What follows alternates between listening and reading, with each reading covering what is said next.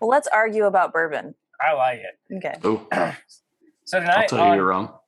yeah, they both love to tell me I'm wrong, which will be fun because tonight, Power Bourbon, we are going to try the box bourbon. You know, just like box wine. That's the quality that we are expecting. Whoa. I don't think so. Yeah.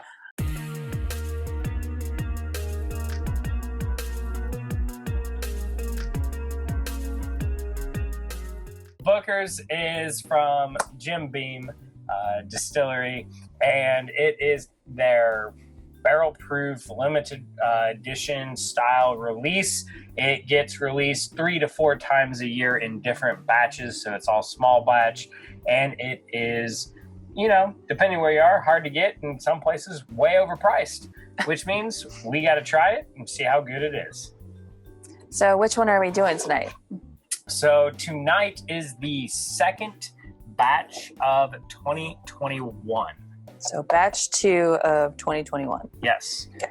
And as with all good limited releases, not only does it come in an awesome box, you get a card to tell you everything that you need to know about it. Front and back. And unlike other bourbon channels, we will make it blatantly obvious we are reading off the card and not acting like we know everything ahead of time. Well, this is the Tagalong Batch. Yeah. So Tagalong.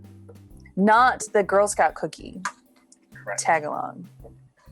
But because the son, right, tagged Yes. along with the dad? Yes. Yeah. Tagalong. So Wouldn't that be nice? If your dad worked in a distillery, you can just tag follow along in him the around, warehouse? Yeah. learn about the trade, Mm-hmm. see everything firsthand. Yeah, Booker's is to Heather as Discovery Series, or the newest barrel batch is to Charlie.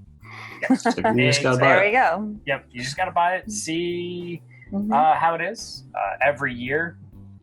And for me, it's the Elijah Craig Barrel Proofs. You just got to try them all and see which one was the best. And it is high proof, and normally I do not like the high proof. Like a sweet range for me is like 105, like maybe a little above 100 proof. But this one's like, what, 127 or something? Yep, 127.9. So it's very high, and it always, like, you always have to remind me, like, you're going to want to warm up before you taste this. Otherwise, you're just going to have alcohol burn. It's like, oh, yeah, gotta have a little warm-up bourbon. But it doesn't ever feel super harsh. Like, I always can tell it's high proof, but it's nothing that's, like, god-awful. Fair enough. Yeah, I think this drink's lighter than 127. Mm-hmm. You get a little bit of the ethanol in the nose, but Oh, yeah. You get some of the ethanol in those. But mainly what you get is that Jim Beam nut. Like, it is... Mm-hmm. Yeah. It's a roasted nut is what I feel like. Like, Peanuts. Roasted peanuts. Yeah. Like, you can say it. We say it every time with the Jim Beam stuff. It's peanuts. If people complain like Dickel's got that Flintstone vitamin taste, you know a Jim Beam product because it's got the peanutty taste. Yeah. Just like you know a turkey product because it's got the turkey funk. So that's what it is. sounds like something that you get when you don't shower for 3 days. That too. But you know, you just drink high proof bourbon and it goes away. And as usual, it's like you gotta wait till sip 3. For me personally, it's like you can let 1 like warm you up, let 2 coat your mouth, and then really taste everything in sip 3. Because like different things are coming out now in that 3rd sip. It's this delightful blend mix of sweetness, and then the nuttiness comes through as well. So it's just like I'm just getting, it's like a chocolatey peanut bar or candy bar. Yeah, that's a good description. Like peanut clusters, chocolate covered peanut clusters, which are fantastic. But sorry, back to bourbon. I mean, I'd even go a little bit of a Snickers bar, like because you do get some A little of those bit of caramel notes. Yeah, I'm not getting as much of the chocolate. I am getting the caramel and the peanut. But this one to me is like a lighter, like there's something more fresh about this than some of the other ones. So there's not as much of the aged oak coming out in this one for me. This one's just, it's, I don't know how to describe it. Maybe like a fresh mineral, like lighter peanut flavor. Yeah, I mean, I think that's a fair description. Yeah. I was gonna say the finish is nice, like it just dances on the tongue for a while. Oh, yeah. It's tingly. Getting a lot of cinnamon now. This is interesting. Yeah, this is one of those bourbons that does what it's supposed to do from a marketing standpoint, which is when I try it, I want to go back for another sip and another sip and another sip, and so much so I'm going to pour myself a little bit more. I just poured myself a big enough glass the first time. I ain't getting that Kentucky hug though. Oh my gosh. Yeah. It's warming. It like waited. Well, so now there's that pepper. I remember this when we talked about it the first time. It's like a serrano pepper in my throat right now. So it's not the hug. It is a Spicy pepper. Yes, a Mexican pepper right there. If you're like me and you like pad thai, because that's the best Thai. If you're short and like pad thai. Oh, sorry. Didn't know how far we were going with this analogy or comparison. Yeah, so you like pad thai, you're going to like this. And then if you like spicy Mexican food, like with serrano peppers, you're still gonna and things like that, you're going to get that on the second half. And if you only like one or the other, you do get it later. Just enjoy the first half and, quickly sip before the second half, or wait for the second half. Like, what do you you only want the Thai part, then chase it with Coke at the end, or what? There you go. Yeah, go for it. I don't know. No, just kidding. We do not advocate that on this channel. It is very good. Now that I'm sipping this, I'm like, this is really good. Yeah. Should we rate it now? I'm excited. We should. All right. Well, so we'll start with Heather. So what do you get for you? Pick us up. Which one do you want to start us off on? The nose, the palate, or the finish? Are you most excited for? I'm most excited about the palate, but okay. So I will start on the nose. So on the nose, I'm gonna give it a 3.5. Actually, I'm gonna give it a 3. I'm gonna give it a 3. It is truly a standard Jim Beam note. Okay. I'm gonna 3 as well. Yeah, there's just the little bit of ethanol forwardness, which a lot of times doesn't bother me. This one's a little bit too much for me on the nose, which knocks it down maybe from being a 3.5. A bit single noted, beam dominant on the peanut side of the Jim Beam note, but I'd say good, average in that 3 rating, but nothing extravagant. Just compared to other things that we've had recently, I think I want to rate it a little lower, actually, a 2.5. There's really not much on the nose. All right, I like the honesty. Dang. All right, so you want to do the palate? I mean, it's tough between 4.5 and a 5. I was just waiting for the 5. I was waiting for it. Because, well, the only reason I'm debating is because I don't know how to distinguish between the palate and the finish, I guess. So there are things that came in later for me. So maybe okay. So the palate is generally like when you sip and your first taste. Yeah, so I think that should be a 4.5. Okay. Because there's a lot of really good stuff. Okay. And then I'll wait for the finish. All right. So I really like pad thai, so I'm gonna go 4. Like, I think this is a really good palate. Yeah, I mean, for our ratings, 4 is really solid. Yeah. So that's where I'm at as well. Like, I love it's like this sweet nuttiness that comes along with it. I think, Heather, did you say crisp and light? And like that to me is kind of in there, which is sometimes an odd description for bourbons. I don't say that a lot, but that's fair on this. And it's long. So, I mean, TJ, you said like the palate should be what you first experienced, but that's part of it. But I think to me, the palate is it's like those waves of flavors sometimes are part of the palate. Yeah.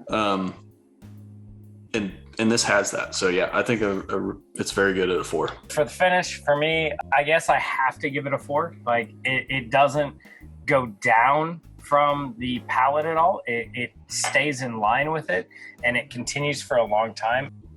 Okay, well, the finish, I'm gonna give it. You're giving away my punchline here. 10! It's a 10! It's a 5. I mean, seriously, the fact that like it was like, wait for it, and there it is, with the pepper flavors and everything else. Because at first, honestly, because I know we tried it, and we did have that initial, first pour when we opened and a neck pour or whatever. But I was like, I remember different flavors. And then honestly, it was like, there they are. I remember those. They came in there, and that was all in the finish. Yep. Even though, it came through later in multiple sips. But the pepper definitely came in the finish. It was like, oh yeah, I feel that now. This is so neat. Like, this is a really unique bourbon for me. This is so cool. Like, all the flavors that are in there, like, I don't know. This could really inspire somebody to really get into bourbon. Like, here, try this. No, try it again. Okay, now try it again. And it try it until you like it. You're gonna taste something different each time. You still don't like it? Add some water. Now you'll like it. But none of the high proof doesn't come through. Like, anyway. So yeah, the finish is a 5. I'm gonna split the difference between the two of you. So TJ, you're at a 4. Heather's at a 5. I'm going 4.5, and that's like, I was in between a 4.5 for me. But it's actually interesting, TJ, you said that as far as like the ethanol notes, because I get the ethanol in the proof, like, lets me know it's there on the nose, but then literally never again do I. It's like I would have thought this was maybe a 115 proof, the way the palate and the finish, and the finish is long lasting, but it's not an ethanol burn necessarily. Right. Again, we've talked about the pepper. It's a spicy finish, not a rye spice, but a different, like a slow burn, tingling, and then even some of that nuttiness and the sweetness from the palate kind of transitions into the finish as well. So I thought it was really delightful. Would I hunt it? I mean, this is the year that we chose to hunt every Booker's. So we want to make sure we have every one between the two of us. And like I said, it's not part of my bourbon budget, which is amazing, which means I'm going to definitely buy it. I would rather buy this Booker's than Discovery Batch 5. Discovery Batch 5 was a huge letdown at $130, and I could buy this at $75. Kroger puts it on sale at $60 occasionally. And it's great. Yeah, can I be halfway between hunt and buy? No, because you make me go hunt it, so you have to. Is that a bunt? Fine. Are you bunting? I guess that's what I guess. You are halfway between. You're not going to hunt it. You make your husband go hunt it, so that's halfway. Yeah. Yep. Well, there you go. Yeah, I mean, certainly buy it. I think people should hunt it, but like not break their back over it. Yeah. I guess is what don't pay ridiculous secondary prices because you're trying to hunt it and get it. Like, I mean, it is good, and you should definitely try to find it if you can. So that's my bunt. Yeah, you're saying hunt. So when we mean hunt, you're saying when we know it's releasing that month, we make a couple extra stops at the liquor store. Okay. Because we know that it should be coming in. I would do that. Yes. So definitely a hunt. Yeah, I'm in a hunt too. So it's like, once I had the bottle, it wasn't backup bottle worthy for me because I saw it in Wisconsin a few times, and I was sending pictures to TJ and Brian saying, hey, does anybody want another bottle? But I took a pass on that since I already had one. But it's definitely a buy, or a hunt rather. And I guess the next Booker's batch, you guys are working on the vertical, the annual vertical. I might wait until you give me the review to tell me, where does this rate in compared to these other batches before I go out and get it. But I'm definitely glad I have one on the shelf. Now, Little Book, on the other hand, is always a hunt for me. So. Yeah, absolutely. So once again, thanks for watching. Like we said, at the end of the year, we are definitely going to blind off hopefully 4 versions of Booker's. Really, until we get 2 bad batches in a row, we will continue to buy Booker's and let you know what we think. So thanks for watching, and we'll see you next time. Stay neat. Power of bourbon.